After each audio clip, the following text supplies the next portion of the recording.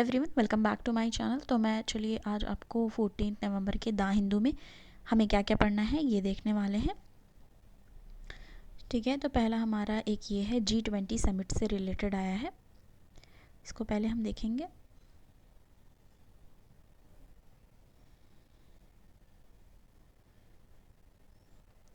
तो इसमें हमें पढ़ना है कि G20 समिट जो है वो फोकस कर रही है फूड एनर्जी सिक्योरिटी पे। ठीक है, तो इसमें ये देखना है कि जो हमारे प्राइम मिनिस्टर हैं नरेंद्र मोदी जी, वो जाएंगे बाली, अटेंड करेंगे। ठीक है, G20 समिट को नवंबर 15 से लेके 16 तक वो वहाँ पे अटेंड करने वाले हैं। ठीक है, नवंबर 15 से लेकर के नवंबर 16 तक वो वहाँ पे अटेंड करने वाले हैं मीटिंग।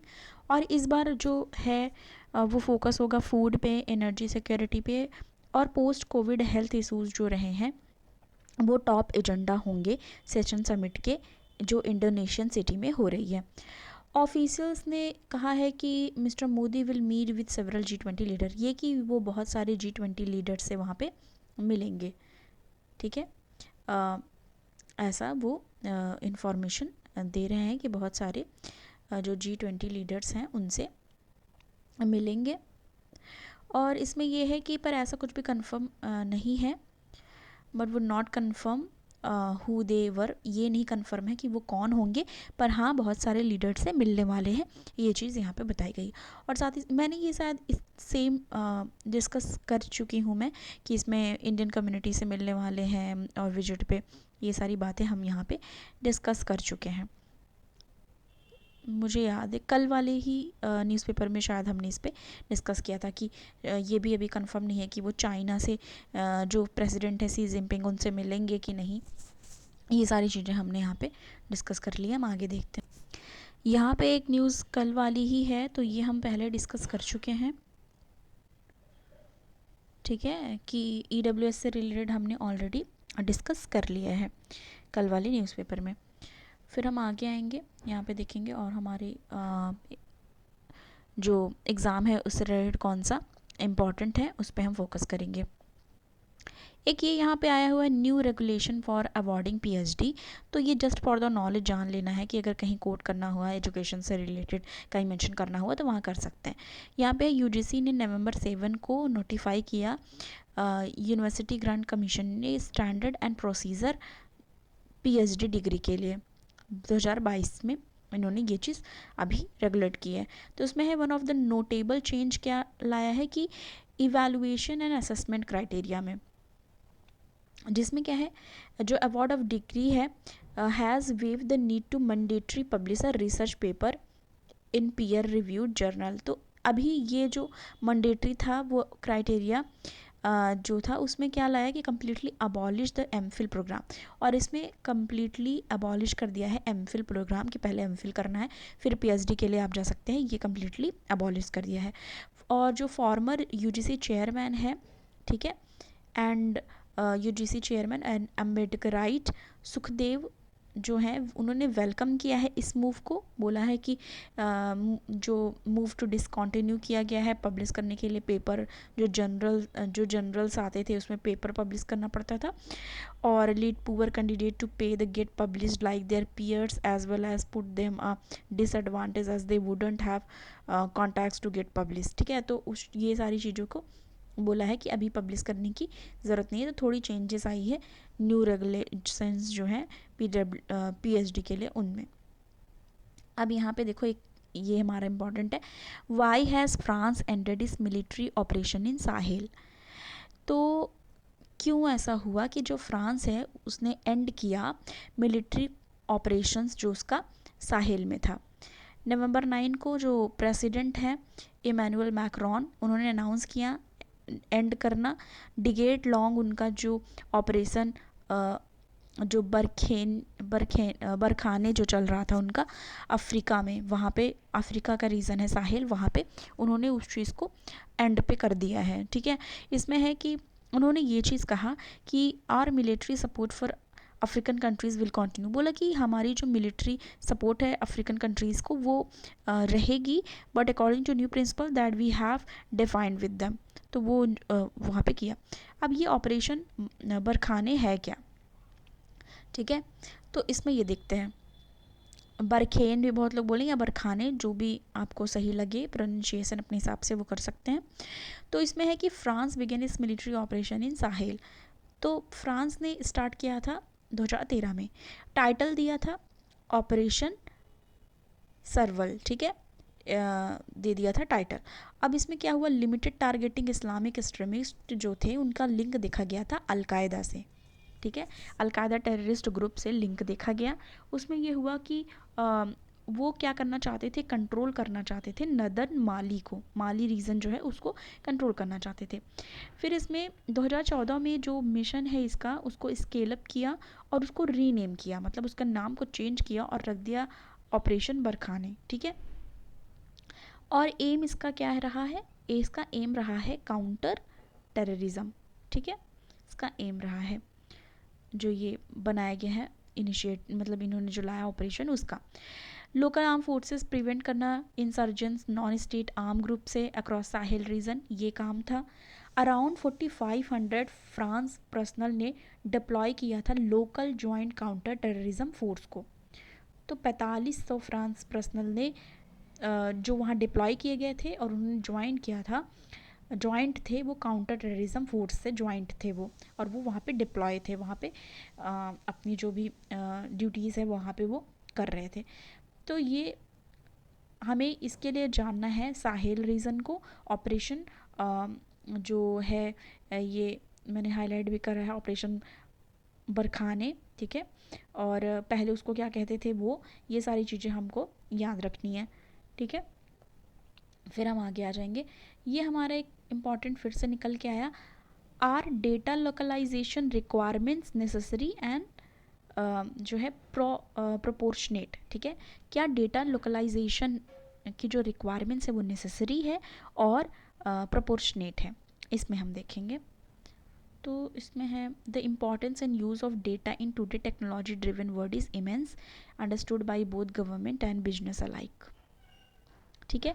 इसमें ये ज़रूरत गवर्नमेंट और बिजनेस जो कर रहे हैं उन लोग को ये जान चुके हैं कि हाँ ये जो टेक्नोलॉजी ड्रिवन वर्ड है वो समझना पड़ेगा और वो इम्पॉर्टेंट और यूज़फुल है। डेटा जो टेक्नोलॉजी ड्रिवन वर्ड इस समय हो गया है उस चीज़ के लिए। अब इसमें देखो, United nation conference on trade and development digital economy report ने फाउंड किया है business using internet for global trade, कि बिजनेसेस जो हैं वो यूज़ कर रही हैं इंटरनेट को ग्लोबल ट्रेड के लिए, क्योंकि वो पहले देखो वो डेटा लेती हैं, उससे पता चलता है कि क्या जैसे किसी पर्टिकुलर एरिया में लोग सबसे ज़्यादा क्या चीज़ सर्च कर रहे हैं, सबसे ज़्यादा किस चीज़ को लेके ऑर्डर कर रहे हैं ऑनलाइन, तो वो वहाँ पे अपने बिजनेस को सेटअप करती हैं उस लोकेशन में और उससे वो बेनिफिटेड होती हैं, ठीक है। तो ये एक तरीके का एग्जाम्पल रहा इसका। Countries mandate data created with their border to remain store with its territorial boundaries. अब डेटा लोकलाइजेशन का मतलब ये है कि एक process of storing data locally refer to as data localisation. देखो डेफिनेशन यहाँ से निकल के आ गई कि प्रोसेस जो होता है स्टोर करना डेटा को लोकली, उसको कहते हैं डेटा लोकलाइजेशन, ठीक है। Emphasize on the requirement of data localization has been processing under the data protection law of various countries। तो मतलब इसका डेफिनेशन यहाँ से देखने को मिल जाता है। नीड फॉर डेटा लोकलाइजेशन, तो ये सारी भी चीज़ें इसमें एग्जांपल्स हैं, कुछ GDPR general data protection regulation है। अब यहाँ पे एक चीज़ और है कि business in EU keep the data secured with in boundaries of EU। तो EU का एक एग्जांपल है यूरोपियन यूनियन का कि वो अपनी जो डेटा है वो सिक्योर्ड रखती है विद इन बाउंड्रीज जो है EU की वहाँ पे। अब countries like Russia on other hand has strict law pertaining to cross border flow of data. अब रशिया क्या करती है, वो भी कंट्रोल रखती है, रिस्ट्रिक्ट रखती है लॉज जो पर्टेन करती है cross border flow of data emphasise और keeping data within Russian Federation, कि डेटा जो भी हैं प्राइवेट डेटाज उनके या जिस भी तरीके के वो रशिया फेडरेशन में ही रहें, ठीक है, तो ये बहुत सारी कंट्री ने इस पे काम पहले से ही कर रखे हैं। ठीक है, तो ये चीज़ यहाँ पे है। अब यहाँ पे देखो, while government try to reap the most by exploiting data to drive their economy, there are various other challenges that can stoop up due to non uniform data localisation law.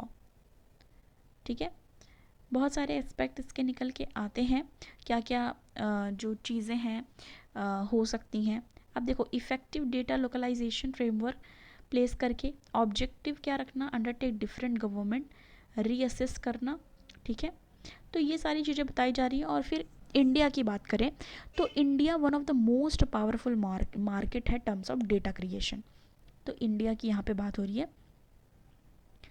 India क्या है, most powerful market है data creation का और use का भी। ठीक है, need for data localisation essential हो जाता है इंडिया में। रिसेंटली विड्रॉ जो बिल है डेटा प्रोटेक्शन का, वो इस चीज़ को भी एम्फेसाइज करता है, इस फैक्ट को। देखो, some government may feel that such a move will serve as a significant barrier to digital trade. कुछ लोग ऐसा सोच सकते हैं कि ये क्या करेगा, बैरियर ला देगा डिजिटल ट्रेड में। There is a necessary of such requirement as law enforcement agencies in India face a lot of difficulty in getting time access. तो कुछ लोग का कंसर्न है कि लिमिट कर सकता है। ठीक है, तो इस तरीके की बात यहाँ पे बहुत सारी है।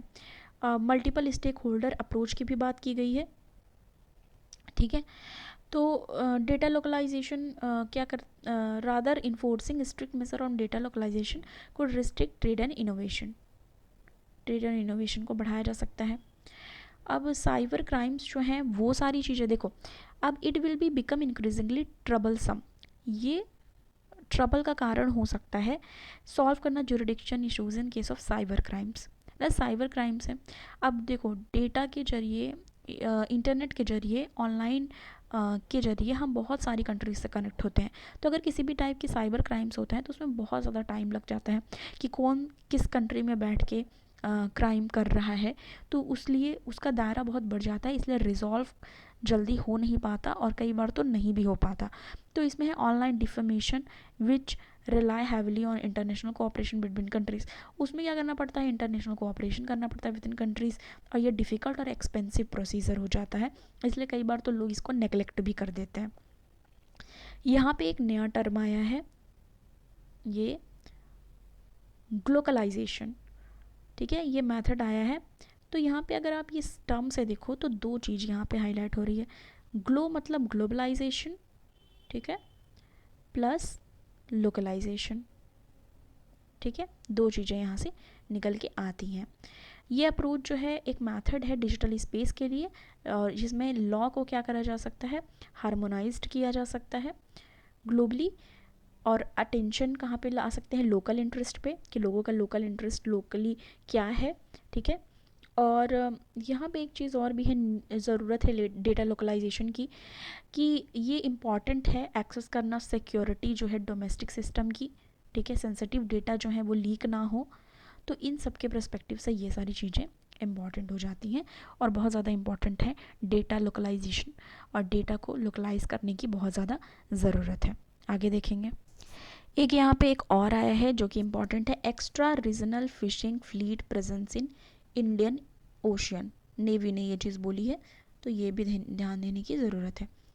इसमें क्या है देखेंगे, more than 200 Chinese fishing vessels जो हैं वो मॉनिटर्ड हो रही इंडियन ओशियन में first half of this year.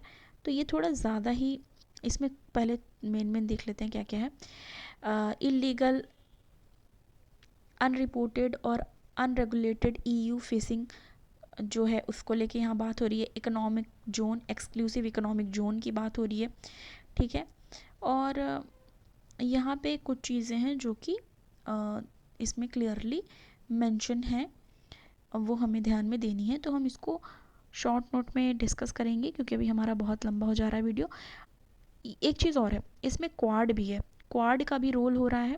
ठीक है, ज्वाइंट क्वाड मीटिंग हुई जिसमें इम्पैक्ट ऑफ इस इम्पैक्ट जो रिकॉग्निशन, जो रिकॉग्नाइजिंग इम्पैक्ट है फिशिंग का, lead to depletion of fish stock, ये सारी बातें भी यहाँ पे करी गई हैं यहाँ पे। ठीक है, और यहाँ पे ये किस तरीके से फ़िशिंग के पर्सपेक्टिव में इनकरेज करने के लिए एक ये भी चलाया गया है यहाँ पे information fusion centre Indian Ocean region, ठीक है, ये भी इसमें इम्पॉर्टेंट है। IUU तो है ही इम्पॉर्टेंट, ठीक है। Fishing vessel across the world are suppose to have vehicle management, तो यहाँ ये कहा जा रहा है कि जो फिशिंग वेसल्स है अक्रॉस वर्ल्ड उसको क्या होना चाहिए, व्हीकल मैनेजमेंट सिस्टम वहाँ पे इंस्टॉल होना चाहिए, ठीक है। ये चीज़ यहाँ पे बोली जा रही है टैकल करने के लिए जो इस तरह की इशूज़ हैं उसको, ठीक है। तो ये था आज का द हिंदू का analysis. Like share and subscribe, thank you.